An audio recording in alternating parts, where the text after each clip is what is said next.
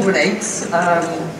Few transformations have been as stark or as consequential as what has unfolded in Bangladesh, a country that now, I think it's fair to say, stands at a crossroads. The task of stabilising the nation and steering it towards free and fair elections has fallen, Mohammed, to you. Mohammed Yunus is a Nobel Peace Prize laureate, global champion of microfinance. You and I have been talking about the work that you have done over the past, 25 years, I guess, the first time that I spoke to you. A man known as the banker of the poor. Your vision has lifted millions out of poverty, and now as chief advisor of this caretaker government, you face quite significant challenges in rebuilding public trust, reviving the economy, and ensuring a peaceful transition of power.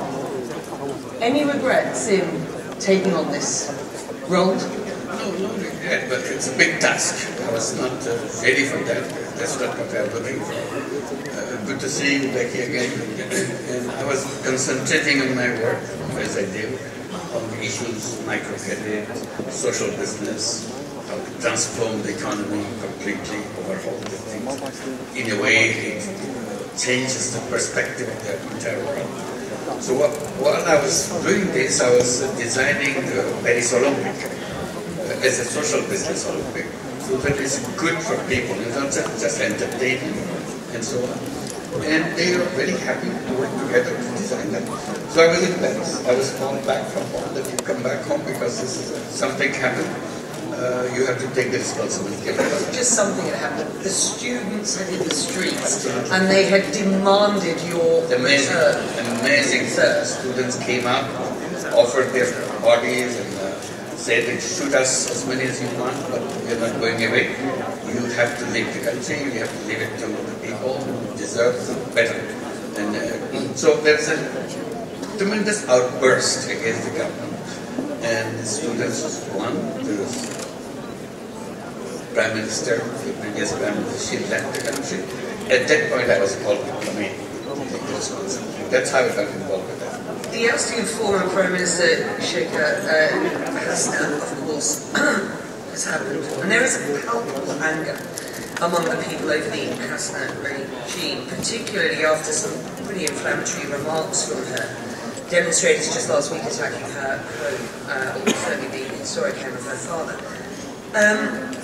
How do you mitigate that anger in the short, medium and long term? And can you just talk about the challenges that you do face at present? The first challenge obviously is to bring law and order. Because the whole country was up in flames, to get her out of the country. So that they can take control of the country from her. Because it's a devastated country. She never held an election for 15, 16 years. She was ruling the country without election. She had fake elections without any voters and so on. Destroyed the economy, destroyed the banking system. A series of things. So the people rebelled against it, and that's how it happened. So our first job is to make sure the law and order is established. And the next job is to rebuild the economy, rebuild the society, rebuild the institutions which have completely failed. So this is the process we are going through. In order to do that, we have to go through a process of reform. So we have created 15 different reforms commissions in law and order, police administration, and the question of constitutional reform, question of election procedure reforms, and so on. So there are 15 of them. They are reported back with the suggestions, their recommendations, what needs to be done. So now we have what we call consensus building commission. So that we go to the political parties and so on, see which are the recommendations all agree, so that we take that as a charter and then implement that and hold an election. Election will be held as early as probably December of this year. Any intention to continue in a leadership position through those elections and beyond? You were called back for this. You said it wasn't a role that you were looking at. I still not the one to look at. I made it very clear. When my job is done, I hand over the responsibility to the elected government. I go back to what I enjoy doing most. This is what I've been doing in my life. I want to continue with it. just explain the main economic challenges that Bangladesh faces at present. What have you identified? You talked about the progress, not least in announcing plans for elections to be held in late 2025 or early 2026.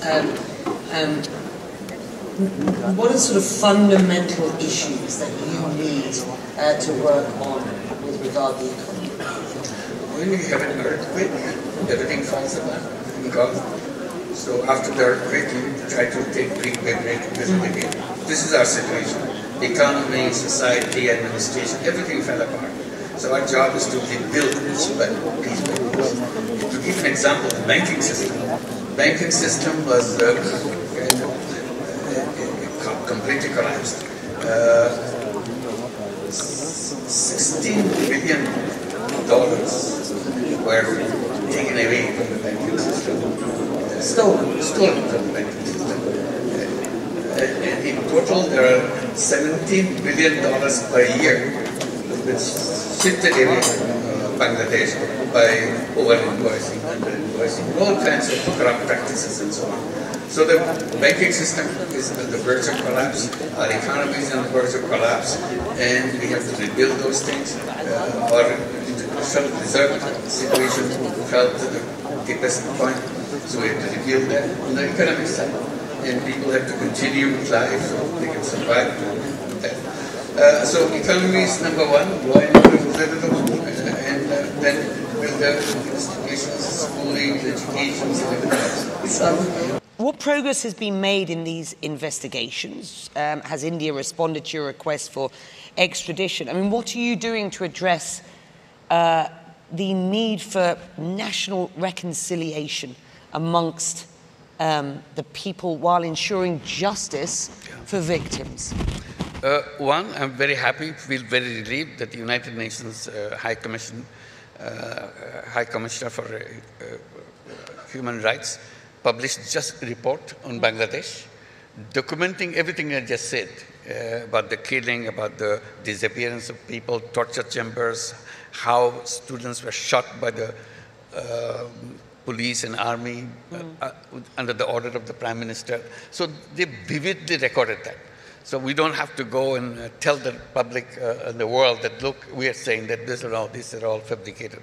So we have a United Nations document on that. So that's a relief. We want to start rebuilding those faults that we have in the system so that it doesn't repeat that. So this is one of the things that we want to make sure. And the other things is broad international support that we got from everywhere. Everybody wanted to support that, to rebuild. We say we want to build a new Bangladesh. The old Bangladesh is completely corrupt. It's a corruption-ridden, billions of dollars taken away. We are trying to get this money back. It's a very complicated procedure. That support, Mohammed, was a lot to do with you being in this caretaker position, it has to be said. I've spoken to enough people around the world who have sort of backed you to try and get this job done. So you know, you should be applauded for the role that you have. In your book, A World of Three They are very Zeros, kind of them. Well, pay attention to my appeal to them. And it's the work that you and I have been talking about for years in microfinance, and the work that you've won a Nobel Peace Prize, an economy that serves, or better serves, human needs at present. I am totally convinced it's possible. It's possible because we want it. Each one of us want it.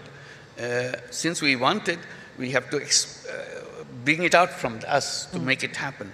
I say we do business to make money. That's understood all over the world, maximization of profit. I said, you do that. And then on the side, you have the charity. You give away money. I said, there's a third way. This was missing. So I wanted to install the third one. I call it social business. Business to solve human problems without any intention of making money.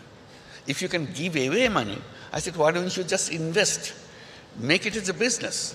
Business to solve the problem, like healthcare problem. Healthcare problem can be done in a way, sustainable way, so that you are not doing this health business to make money, but to solve the problem of the people. I raised this question in Corona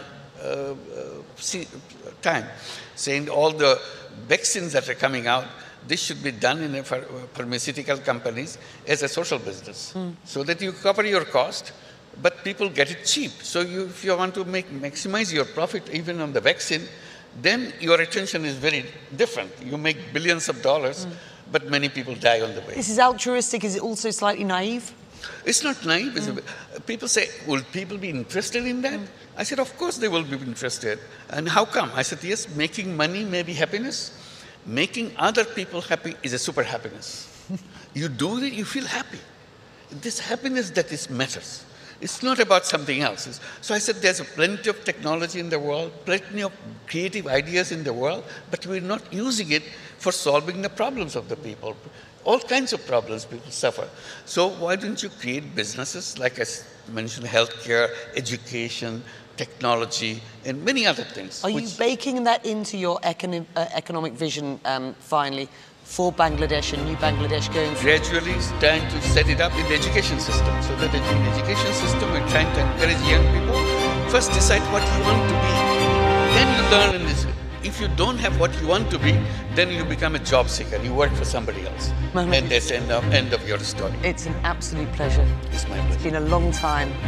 It's always a pleasure being with you. Thank you very much indeed. Mohammed Yunus for you today. Thank you. ঢালাইয়ের সেরা premier cement.